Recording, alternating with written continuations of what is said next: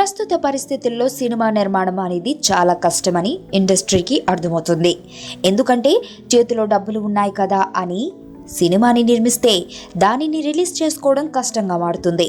ఒకవేళ రిలీజ్ అయినా ఆ మూవీ సరిగా ప్రేక్షకులను మెప్పించలేక భారీ నష్టాలను చూస్తుంది.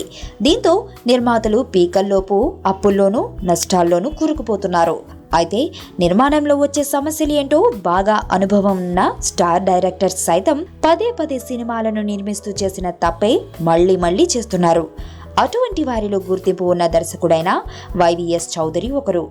వైవిఎస్ చౌదరి ఇప్పటి వరకు పలు చిత్రాలను నిర్మించారు. అయితే వాటిని రిలీజ్ చేసేందుకు ఉన్న ఆస్తులన్నీ అమ్ముకోవాల్సిన పరిస్థితి వచ్చింది. రే మూవీ తర్వాత వైవిఎస్ చౌదరి సొంత మూవీల నిర్మాణం ఆపేసి ఓ డైరెక్టర్గా మూవీలను తెరకెక్కిస్తే సేఫ్ జోన్లో ఉంటాడని చాలా మంది సలహాలు ఇచ్చారు.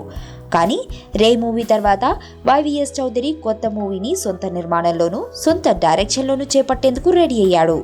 అయితే ఇప్పటికే ఆస్తులను తనఖా పెట్టి తెచ్చిన డబ్బుకి వడ్డీ పెరిగి ఉన్న ఆస్తులను బ్యాంకు వాళ్ళు సీజ్ చేయడం ఇప్పుడు చర్చనీయాంశంగా మారింది. గుడివాడలో వైవిఎస్ చౌదరికి చెందిన 2 థియేటర్లు, చేపల చెరువులు ఉన్నాయి. వీటిని తనఖా పెట్టి 10 కోట్ల రూపాయలు తీసుకున్నాడు. 10 కోట్లకు వడ్డీ పెరిగిపోయి 14 కోట్లకు చేరింది. దీంతో ఈ రుణాన్ని సరైన సమయంలో చెల్లించలేనందుకు గాను బ్యాంక్ అధికారులు నోటీసులు జారీ చేసి వైఎస్ చౌదరికి ఉన్న 2 థియేటర్లను సీజ్ చేశారంట.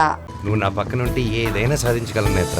మొదట నిన్ను కలనుకున్నా, మనసు పడి చెలివనుకున్నా, కలలు నిజమవుతుంటే ఇది నమ్మలేకపోతున్నా. ఎదుటోడి బట్టి మన క్యారెక్టర్ ఉండాలి కానీ మనకు మనం క్యారెక్టర్ ఫిక్స్ అయితే బ్రతకలేం.